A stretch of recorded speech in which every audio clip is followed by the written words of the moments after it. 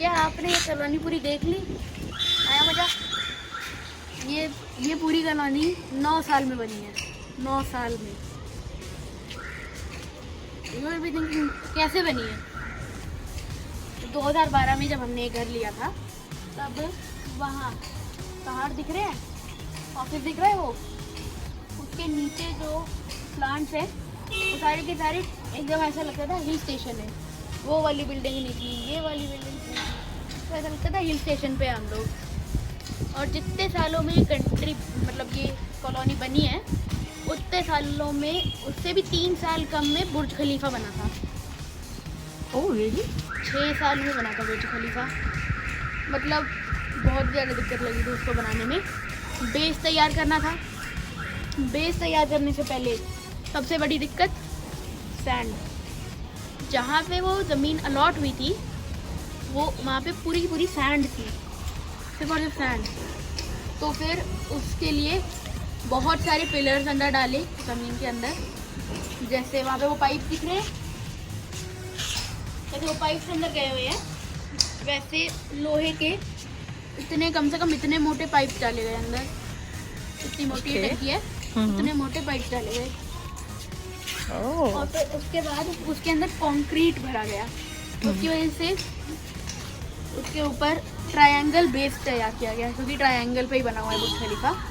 Triangle base तैयार किया गया।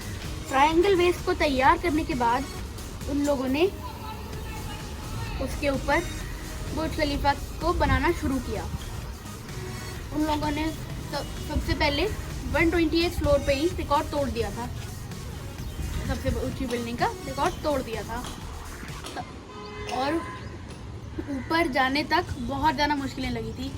वर्कर्स 128 फ्लोर तक जा नहीं सकते थे, तो उन लोगों ने बहुत ज़्यादा मुश्किल करी। और सबसे पहले कंक्रीट को ऊपर ले जाने की दिक्कत। ऊपर ले जाते कंक्रीट सूख जाता था, उससे बहुत ज़्यादा पैसा वेस्ट हुआ। और फिर उसके बाद 1-2 महीने काम चलाने के बाद उन लोगों ने एक दुनिया का सबसे पावरफुल पंप लाके लगा दिया। उसके अंदर कंक्रीट डाला और दुनिया की सबसे लंबी पाइप वो लगाई। इससे ऊपर कंक्रीट गया और बुर्ज खलीफा के अंदर डला। फिर उसके बाद अब क्या होना था कि कंक्रीट डल चुकी थी, फाउंडेशन तैयार हो चुकी थी, लेकिन एक और सबसे बड़ी दिक्कत, सारे लोगों को हाइट से डर लगता था। सबको एक्रोफोबिया था मेरी तरह। ओके। मेरे को भी डर लगता है। मैं यहाँ से नीचे देखता हूँ, पीछे पहुँच जाता हूँ। मेरे को भी बहुत डर लग रहा भाई। हाँ, फिर क्या हुआ कि उन लोगों ने दुनिया के अलग अलग पार्ट से ऐसे वर्कर्स को हायर किया जो कुछ भी कर सकते हैं पैसे कमाने के लिए। मतलब उनको कह देंगे ना, पाकिस्तानी रोडीज में कह दिया था यहाँ से कूद जाए फिर से बिना पैराशूट के और जिंदा बच के दिखा। वो कूद जाते वो हाइट से, लेकिन वो लोग वो काम करते। बुर्ज खलीफा में सेम यही करना था, मतलब कूदना तो नहीं था लेकिन ऊपर हाइट पे चल के काम करना था। क्योंकि बुर्ज खलीफा जैसा कि आपको पता ही होगा कि वो बहुत ज़्यादा बड़ी बिल्डिंग है। कितने फ्लोर्स हैं उसमें? उसमें 140 फ्लोर हैं आई थिंक। ओह, और हम लोग किस पे गए थे? हम लोग 128 तक जाने का अलाउड था। हाँ, we stayed at 128. 120। The lift was so fast. Yes, the lift was so fast. It made us reach the 128th floor in just 5 seconds. 5 Yes. seconds, 1 minute. I don't exactly remember because it was 3 years earlier. But they have to work on heights. They have to work on real heights. So they hired. I am going to tell you one person story. That a person who was taking all the parts of Burj Khalifa to the top was a person that was like not afraid of height. He was staying at the cabin in the crane. अच्छा। उसको डर भी नहीं लगता था कि मैं नीचे भी गिर सकता हूँ लेकिन ऐसे ही वर्कर्स ने काम किया। क्रेन के ऊपर तक चढ़ने पड़ते थे उन लोगों को। किसी को डर नहीं लगता था कि मैं नीचे गिरूंगा, क्योंकि उनको वर्क करना आता था। So पैराशूट लगा के बैठते थे वो लोग, गिरूं तो बच जाऊं। और ऐसे ही करते करते बुर्ज खलीफा की फाउंडेशन तैयार हुई। फिर एक और दिक्कत आई कि ग्लासेस जब इंस्टॉल करे, मतलब जो ग्लासेस हम लोग अपने घर में लगाते हैं, तो ग्लासेस इंस्टॉल करे वहाँ, तो अंदर का टेम्परेचर 100 डिग्री पहुँच रहा था। तो वो टेम्परेचर बहुत ज़्यादा बिजली खा जाता उसको ठंडा करने के लिए।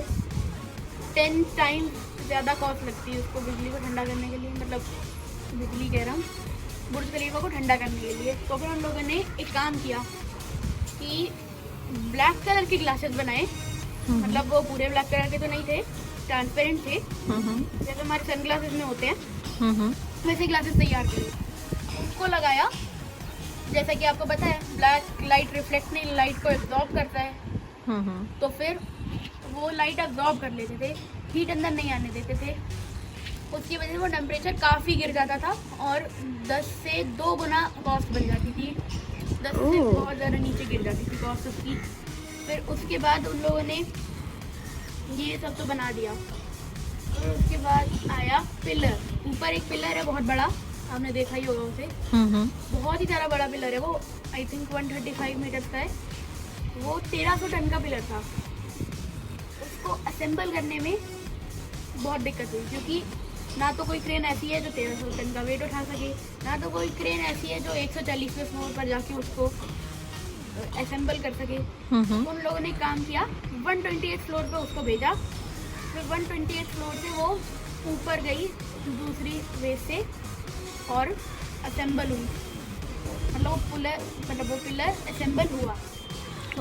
उसके बाद उन लोगों ने सारा का सारा काम किया, मतलब पिलर असेंबल करने के बाद एक और सबसे बड़ी दिक्कत, खाना पीना सोना सारा का सारा काम हो गया था, प्रॉपर सैनिटाइजेशन हर एक चीज़ हो गई थी, क्लीनिंग का काम बचा था।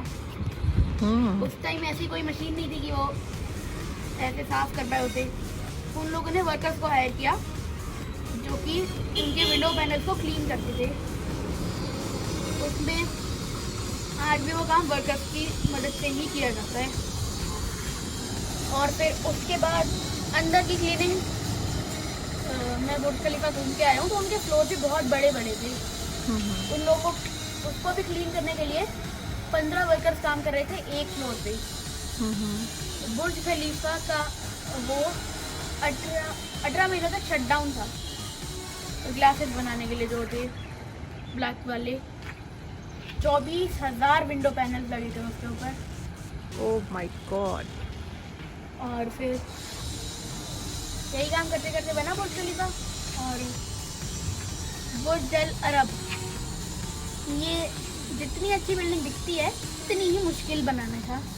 तो हम इसके बारे में नेक्स्ट वीडियो में जानें। Yes, it was a great knowledge of Burj Khalifa. मुझे तो आई वॉज टाइम ट्रांसपोर्टेड और मैं तो बुर्ज खलीफा घूमने ही पहुंच गई थी, जैसा हम 3 साल पहले घूमने गए थे। Thank you. उसका कंस्ट्रक्शन 2004 में शुरू हुआ और 2010 में ख़त्म हुआ। ओह, only in 6 years? यस, वो 6 साल में बनी थी वो बिल्डिंग। और फिर उसके बाद अभी दुबई मोहम्मद बिन रशीद ने एक और ऑर्डर दिया है कि हमको बुर्ज खलीफा से भी लंबी बिल्डिंग बनानी है। उस प्रोजेक्ट का नाम तो नहीं पता, लेकिन हाँ बहुत ही ज़्यादा लंबी बिल्डिंग बनानी है, उसके लिए और ज़्यादा मुश्किलें लगेंगी। तो So your age and Burj Khalifa age is same. Oh! Thanks for the wonderful video.